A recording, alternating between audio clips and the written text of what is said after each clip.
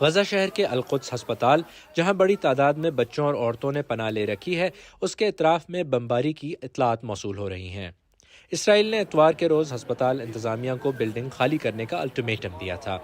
طبی عملے کا کہنا ہے کہ وہاں زیر علاج سینکڑوں مریضوں کو اس حالت میں منتقل کرنا ناممکن ہے۔ ہزاروں بے گھر افراد، جن میں اکثریت عورتوں اور بچوں کی ہے، وہ غزہ کے ہسپتالوں میں موجود ہیں۔ اغلب النازحين هنا الاعداد مكتظة جدا۔ زیادہ تر بے گھر لوگوں نے یہاں پناہ لے رکھی ہے۔ یہاں گنجائش سے زیادہ لوگ جمع ہو گئے ہیں۔ عملہ ہسپتال کے مختلف حصوں میں صفائی کو برقرار نہیں رکھ پا رہا ہے۔ اس وقت ہمارے ہسپتال میں کام کی صورتحال تباہ کن ہے۔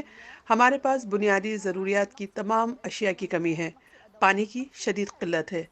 اقوام متحدہ کے ایک اہلکار نے کہا ہے کہ غزہ میں صحت کی سہولیات تک مسلسل رسائی حاصل رہنا چاہیے۔ Hospitals need to keep running. ہسپتالوں کو ہر حالت میں چلتے رہنا چاہیے اور محفوظ پناہ گاہیں ہونا چاہیے۔ ہسپتال اور صحت کی سہولیات ایسے لوگوں کے لیے آخری امید ہوتی ہے جو حاملہ خواتین سمیت سب سے زیادہ کمزور ہیں۔ ادھر اسرائیل فوج کی غزہ میں زمینی کارروائیوں میں اضافہ دیکھنے میں آ رہا ہے۔ ٹینک اور بختر بند گاڑیاں غزہ شہر کی جانب بڑھتے ہوئے دیکھی گئی ہیں۔ ایک مصدقہ ویڈیو سامنے آئی ہے جس میں ایک ٹینک کو ایک کار کو نشانہ بناتے دیکھا گیا ہے۔